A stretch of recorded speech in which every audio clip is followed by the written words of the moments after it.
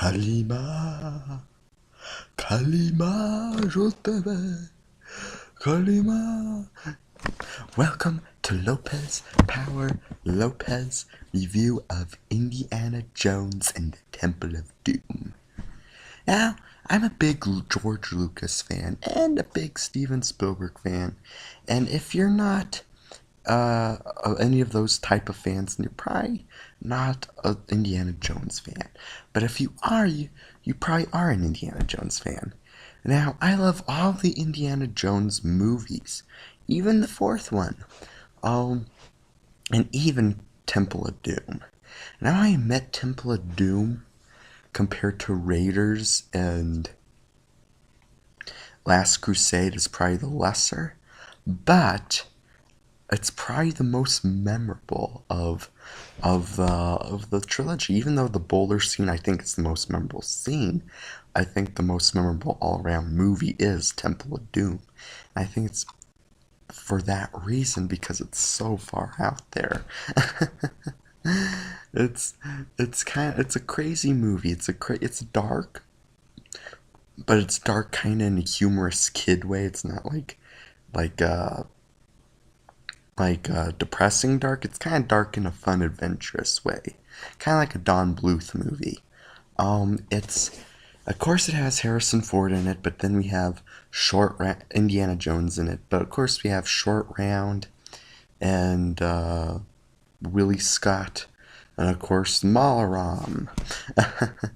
With this, Temple of Doom is kind of the black sheep of the Indiana Jones series, mainly because one, Nazis or communists aren't after them. Two, it's the first one that's not a Bible artifact. I know Kingdom of the Crystal Skull wasn't, but it was kind of the first one that it's like a different artifact they were going after, and also it was more of a wackier tone than Raiders. Raiders was a little more serious. This one had a more wacky, cartoony adventure vibe. It felt like, let's say, the first one, Raiders of the Lost Ark, kind of felt like, old adventure serials with like Roy Rogers or something like that. Whereas Temple of Doom kind of felt like the Goonies. And I like the Goonies. But Temple of Doom is a very fun movie. It's a very fun movie. I I used to be the one. It's funny because there was different periods of Temple of Doom in my life.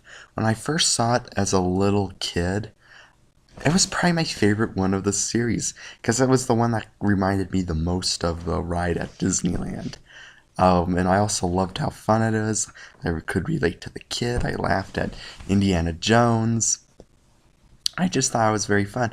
But as I get a little older, like maybe preteens, I really disliked it because I thought it was just kind of, way too out there compared to the other Indiana Jones movies, especially Last Crusade and Raiders. But as I get more into my teens, uh, that last year, I started appreciating it again. It's kind of it's the black sheep, but I started liking it again because it's kind of the most random movie you'll ever see. Because it starts off in a different area and ends in a completely different way.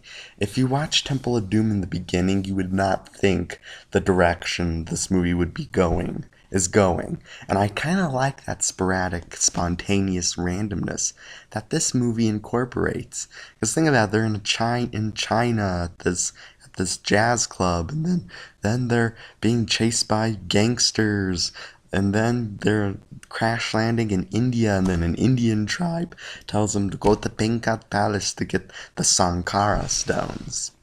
And then, they go to the Temple of Doom to get the Sankara stones, and it turns out to be like hell on earth, and they have to save, slave children, and it's like and then there's a minecart chase, and there's man-eating crocodiles, and then there's it's just on and on.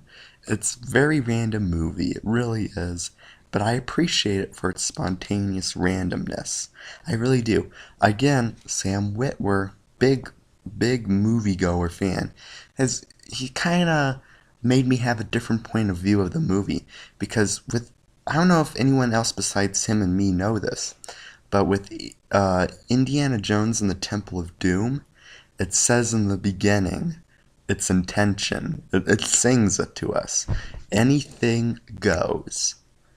And that's the pretty much the whole mindset of the movie. Anything goes. It's kind of a more I'd say it's probably the funnest of the Indiana Jones movies just because of how spontaneous, random, excitement, action cramped it is. Yeah, it does have a little dark moments, but like I said, the dark moments are more like a Don Bluth movie dark.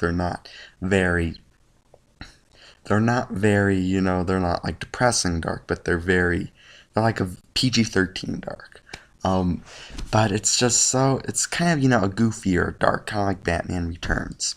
But it's so out there, and I appreciate for it. I appreciate this movie for trying to do something different. It wasn't a total. This movie could have easily been a retread of Raiders. It really could have. But they went in completely different direction with Indiana Jones and in the style, and I don't know, it's just I appreciate it for how different it is. Now, it's interesting about Temple of Doom. I kind of noticed a couple years ago because once a year I probably have at least once a year, at least. I'm a big Indiana Jones fan. I have an Indiana Jones marathon where I watch the 4 movies and even a little bit of the Young Indiana Jones Chronicles. And I never noticed this but until a couple years ago that Temple of Doom is actually a prequel to Raiders. It's not a sequel, it's a prequel. So it's kind of the first George Lucas prequel. And of course, it's kind of got a bad rap and with some people, but I still like how different it was. But it's a prequel, and it's kind of fun to think, like it does kind of have some continuity with the first movie. Like, in the first movie, it's like, oh, it's just all hocus pocus nonsense. Indy's kind of a skeptic on it. And if you think about it, it's like, well, what about the Sankara stones? That was pretty, magic. That was superstitious. Hocus pocus, brought to life. I must have slipped his mind. I don't know. Maybe the blood of Kali made him forget everything. I don't know. But anyway, I like the sidekick in this movie, Short Round. Some might find him kind of annoying because he's a kid. Kids are naturally annoying. But this kid, he's kind of a likable. Even though I admit he does have some annoying parts in the movie where his voice is kind of high and you don't really understand what he's saying, he's still kind of likable. He really is. He's like a mini Han Solo. He's kind of like a mini scoundrel that you just have to, pat on the back. And he legitimately, they're a great duo, him and Indy. They save each other's backs. They get out of the sticky situations they get into. This kid can take some adults in the movie. Like, he's like roundhouse kicking them and like hook kicking them in the face and stuff like that. So they make a good duo. He's like a likable little scoundrel. Willie Scott, though I admit is annoying, fits the tone of this movie. Her character really does. I would say that she's a good character, or like even that likable. I admit she's like the definition of a dumb damsel in distress. She kind of reminds me of like the annoying sister stereotype. But there's a lot of stereotypes in this movie. That's another thing. It's more humorous than Raiders. But anyway, she's kind of like, the damsel in distress, annoying big sister kind of stereotype. But the thing is, her character fits the tone of this movie. It really does, because it's so different from like Raiders. It's kind of the opposite of Raiders. the movie's tone. It's like very wacky, where Raiders try to be, even though it had its weird supernatural elements, try to be actually a very realistic movie, um, more serious toned. Whereas this one's kind of like a goofy, fun adventure. Um, but Willie Scott is, if you think about it, she's the complete opposite of Marion Ravenwood. Marion Ravenwood was the tomboy, tough drinker woman that punches you in the face who can take her own in a fight. whereas Willie Scott's like the girly girl who's like, like I said, the stereotypical damsel in distress. So it's interesting combination of different, how different it's trying to be with Raiders and all that. Um, it's not like it's trying to, like, say Raiders was bad. It's just that they want to go in a completely different direction, but it still has that 1930s serial vibe that Raiders had. Um, is there any complaints to the movie? I mean, like I said, she's, even though she's fits the tone of the movie, I'd say Willie Scott is probably my complaint. I just wish they would have written her maybe a little more intellectual, not so much as a dumb dimwit. um, I don't know, but and also